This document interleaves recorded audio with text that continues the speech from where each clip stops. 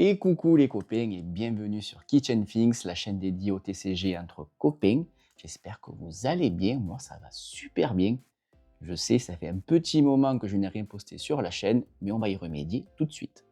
Avant d'attaquer comme d'habitude, anticipation de confiance, on met son plus beau pouce bleu, on s'abonne à la chaîne si ce n'est pas déjà fait, on partage, on commente, bref, on soutient la chaîne, c'est gratuit et ça fait plaisir.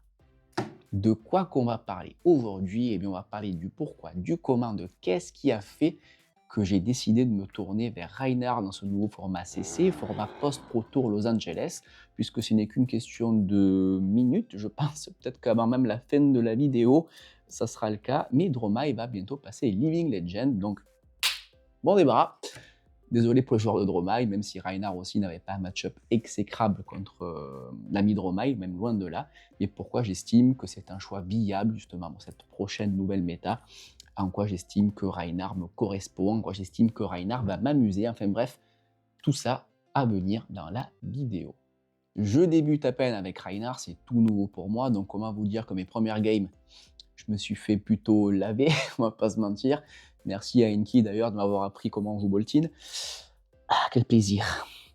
Un bon néophyte que je suis sur Reinhardt, eh bien j'ai décidé d'aller un peu fouiner sur les internets, voir un peu tout simplement ce qui se faisait de mieux sur ce personnage-là, et je suis tombé sur deux listes en particulier, deux listes au style assez différent, on va pas se mentir. La première est celle de Clé De Angelis, une liste un peu plus agressive, et la deuxième est la liste de Pablo Pintor que j'ai vu jouer lors du Pro Tour Los Angeles et qui m'a beaucoup marqué pour le coup. Liste très très défensive.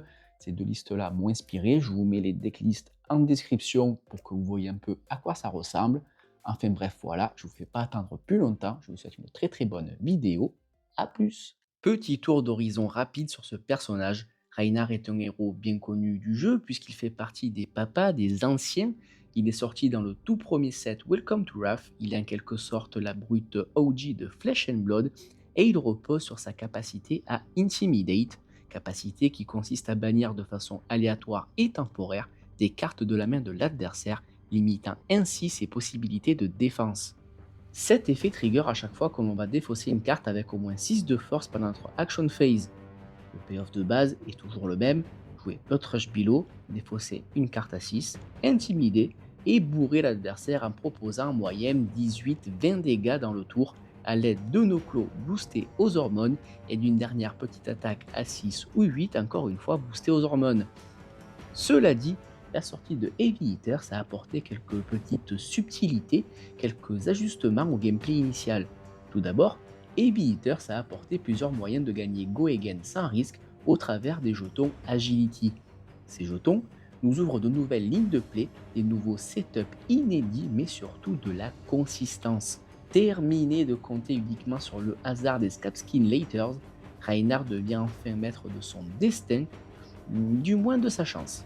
D'ailleurs, la chance n'étant plus un facteur dominant dans le deck, les Gambler's Globe traditionnels laissent leur place au Apex Bonebreaker, offrant à Reinhardt une meilleure défense face au deck aggro et au passage créer un jeton Might qui aura une certaine importance sur des cartes comme Command and Conquer ou encore le tout nouveau Senpei King.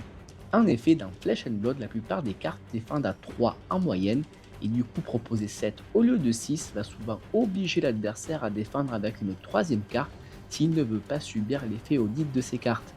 Last but not least, Théma le bilingue, Reinhardt bénéficie d'une nouvelle spécialisation Show No Mercy, tout le potentiel de l'Alpha Rampage sans le coût additionnel de défausse aléatoire.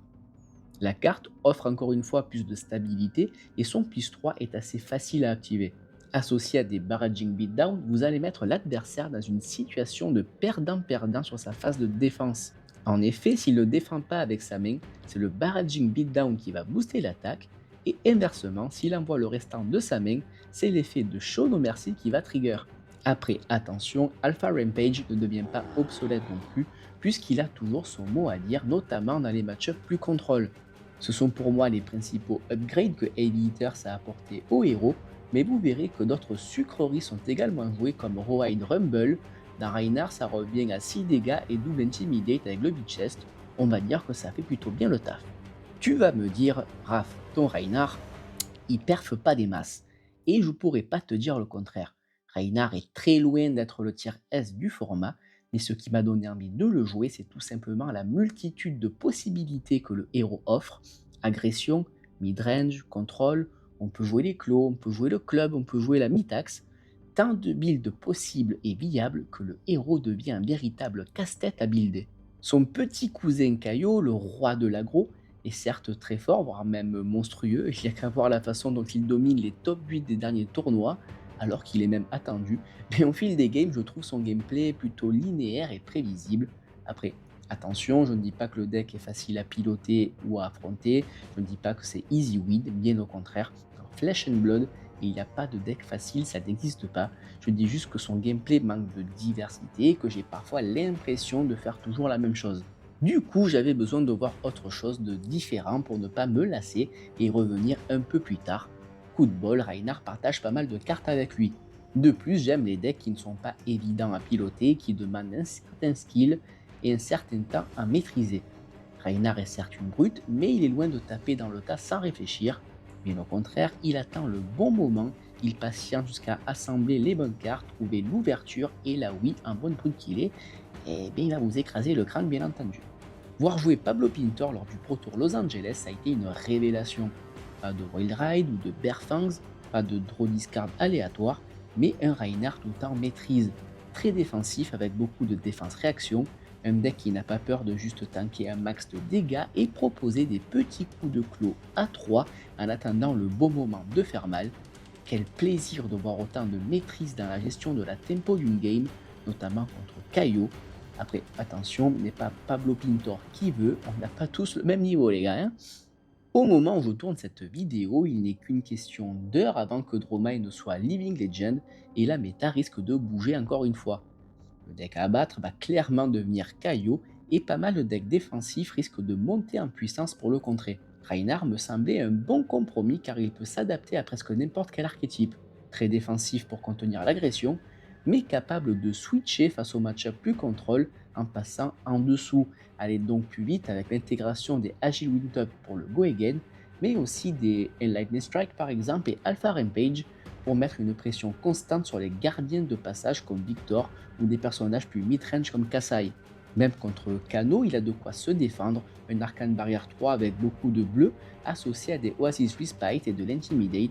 Kano ne va pas s'amuser non plus, croyez-moi. Reinhardt me donne l'impression de n'avoir au final aucun match-up facile, mais aucun match-up insurmontable non plus dans les bonnes mains, et c'est ça qui me plaît vraiment. En plus des Sing Below, Fate Forcing ou autres Oasis Respite, Reinhardt peut se permettre des cartes tech comme Warmonger Diplomatie, redoutables d'un certain match-up comme contre Azalea par exemple, des cartes sous-estimées comme Dig Up Dinner qui en plus de nous redonner quelques PV bonus contre aggro, nous redonne quelques cartes assist dans les match-ups qui veulent grinder. Il nous permet surtout de shuffle notre deck, donc terminer la peur de pitcher un Blood Rush Below en début de game, puisqu'on va le revoir dans la partie. Remembrance également contre les decks qui grind comme Kassai ou Victor Goldbait est une sacrée option. Tant de possibilités, de fine-tuning qui font que oui, il va falloir s'accrocher avant de maîtriser le deck. Le lendemain, après avoir monté le deck inspiré de la liste de Pablo Pintor, decklist en description les gars si vous voulez voir à quoi ça ressemble, je suis allé jouer une armory sans prétention, la fleur au fusil comme on dit, sans même avoir testé le pack et comme prévu ça n'a pas été glorieux car je ne maîtrisais pas du tout le deck et ses match-ups, sans parler de certaines erreurs d'inattention, voire même stupides que j'ai pu faire notamment au niveau du side. Tout ça pour vouloir aller vite, et ça sert à rien de vouloir aller vite, prenez le temps de sider correctement.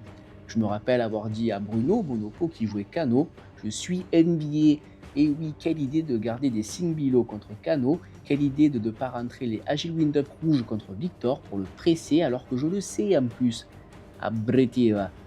Bref, malgré le résultat, malgré le fait que je me sois saboté tout seul par moment, j'ai eu sur certains tours, sur certains setups, l'aperçu de ce que pouvait faire le pack, ce que pouvait faire le héros quand on est patient, notamment le combo dévastateur Barraging Beatdown avec Shono Mercy, ou encore activer le Go Again des clos en instant en défonçant un Agile Wind-Up qui en plus intimide, et nous setup notre prochain tour avec un jeton Agility. D'ailleurs, petite tech concernant les Agile Wind-Up, si vous jouez contre Kano et qu'il active son Ragamuffins Hat pendant votre tour, défaussez un Agile Wind-Up pour activer l'Intimidate de Reinhardt en réponse, et ça devrait plutôt grimacer en face. Tout ça me donne clairement envie de persévérer, Malgré les défaites, j'ai énormément appris de mes erreurs, j'ai eu le sentiment d'avoir progressé, mais surtout j'ai pris beaucoup de plaisir à découvrir ce héros, et c'est ça l'essentiel, c'est ça l'important. Je sens qu'une belle histoire commence avec notre Shrek sous stéroïdes, et puis bon, rien n'empêche de repasser de temps en temps sur Caillou ou ma chère Vincette, histoire de varier un petit peu les plaisirs. Et voilà les copains, je vous remercie d'avoir regardé la vidéo. Donnez-moi vos tips concernant Reinhard en commentaire. N'oubliez pas de soutenir la chaîne. Je vous dis à bientôt. Bisous bisous. Ciao ciao.